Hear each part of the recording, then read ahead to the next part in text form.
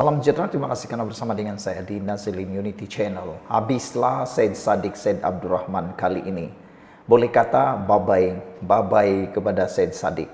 Keputusan mahkamah hari ini menghancurkan segala harapan Said Sadiq Said Abdurrahman. Anda masih ingat lagi kan, Said Sadiq Said Abdurrahman telah didapati bersalah dan dijatuhi hukuman penjara serta sebatan. Beliau adalah ahli parlimen pertama yang akan dihukum sebatan. Belum pernah ada ahli parlimen yang pernah kita dengar dihukum sebatan. Tetapi Said Sadiq Said Abdurrahman mencipta sejarah bakal dihukum sebat sebanyak berapa kali? Anda tulis sendiri. Hari ini keputusan mahkamah. Hakim menyatakan bahwa hukuman penjara 7 tahun sebat kepada Said Sadiq Said Abdurrahman adalah munasabah.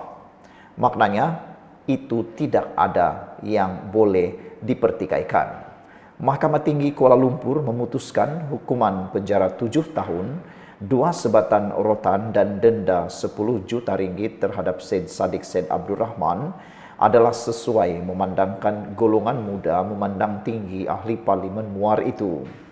Dalam alasan penghakiman bertarik semalam, Hakim Azhar Abdul Hamid berkata, hukuman tersebut munasabah kerana mahkamah mengambil maklum berkenan kekerapan kes pecah amanah jenayah CBT dan salah guna kuasa yang dibawa ke mahkamah pada masa ini. Di samping itu, saudara-saudara sekalian, kedudukan OKT orang kena tuduh sebagai tokoh awam, ahli parlimen yang menjadi idola di kalangan anak muda juga diberikan penekanan. Kes Datuk Haji Harun, Haji Idris dan lain-lain lawan pendakwa raya menyatakan bahawa terdapat keperluan untuk mereka yang merupakan tokoh awam untuk menunjukkan contoh yang baik kepada mereka yang lain. Sebagai ahli parlimen dan idola golongan muda, Hakim berkata Said Sadiq wajar diletakkan pada standard yang lebih tinggi dan menunjukkan contoh baik untuk terus menjadi ikutan anak-anak muda. Selain melaksanakan tanggungjawab sebagai wakil rakyat yang dipilih oleh penduduk muar untuk memperjuangkan hak mereka. Dalam menjatuhkan hukuman, Azhar juga berkata, mahkamah mengambil maklum yang ia merupakan kesalahan pertama Said Sadiq dan usianya yang masih muda. Usia OKT yang masih muda juga menjadi pertimbangan mahkamah ini.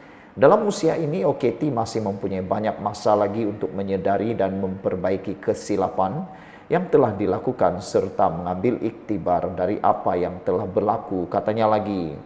Pada 9 November tahun lalu, Mahkamah Tinggi menjatuhkan hukuman itu setelah mendapati Said Sadiq Said Abdurrahman 31 tahun bersalah atas 4 pertuduhan CBT, salah guna kuasa dan penggubahan wang haram berkaitan dana Pemuda Bersatu bernilai 1.12 juta. Bagaimanapun, Azhar membenarkan permohonan bekas Ketua Pemuda Bersatu itu untuk menangguhkan hukuman sementara menunggu proses rayuan di Mahkamah Rayuan. Said Sadiq didakwa bersubhat dengan bekas penolong Bendahari Pemuda Bersatu Rafiq Hakim Razali yang diamanahkan dengan dana 1 juta ringgit milik Pemuda Bersatu untuk melakukan CBT.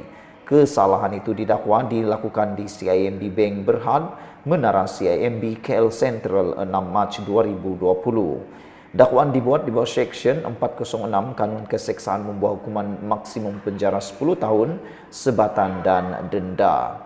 Dia juga berdepan 2 pertuduhan melibatkan diri dalam penggubahan wang haram, iaitu memindahkan wang masing-masing RM50.000 dalam akaun Maybank Islamic Berhad miliknya ke akaun Amanah Saham Bumi Putra miliknya yang merupakan hasil daripada aktiviti haram. Sekian dulu untuk kali ini. Jangan lupa tinggalkan komen Anda, sila tekan butang subscribe. Malaysia kita punya, kita juga sama-sama cintai Malaysiaku. Bye-bye. Salam sejahtera, terima kasih karena bersama dengan saya di Nazilin Unity Channel. Saudara-saudara sekalian, apa yang sekarang berlaku dalam dunia politik Malaysia ialah kononnya ada usaha untuk menumbangkan kerajaan perpaduan pimpinan Anwar Ibrahim. Namun demikian, rupa-rupanya itu semua hanya mitos semata-mata. Itu semua adalah angan-angan semata-mata. Kalau benar pun ada ajakan terhadap Zahid Hamidi selaku Timbalan Perdana Menteri dan juga Presiden Parti UMNO dan juga pengerusi Barisan Nasional, itu adalah satu tindakan yang boleh kata angan-angan mat jenin. Sebenarnya lebih teruk daripada angan-angan mat jenin.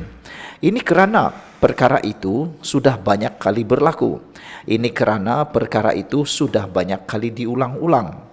Anda mungkin marah saya nak membuat ulangan video ini, tetapi saya nak beri penekanan bahawa impian Perikatan Nasional mahu menduduki kerajaan semula di tengah-tengah panggal sebenarnya adalah satu impian yang lebih teruk daripada impian Mat Jenin.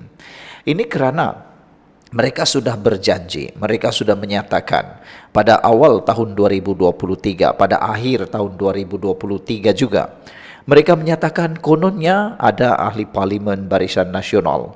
Lebih 10, 15, 20, 30, 20 ribu, 200 ribu, 2 juta. Macam-macam lah yang mereka cakap. Mereka kata akan tumbang Anwar Ibrahim 2 minggu lagi, 1 minggu lagi, bulan Ogos, bulan Julai, seingat saya bulan April, mula bulan Mei, selepas itu bulan Jun, Julai, Ogos, Oktober, sampailah bulan Disember tak tumbang-tumbang lagi Anwar Ibrahim.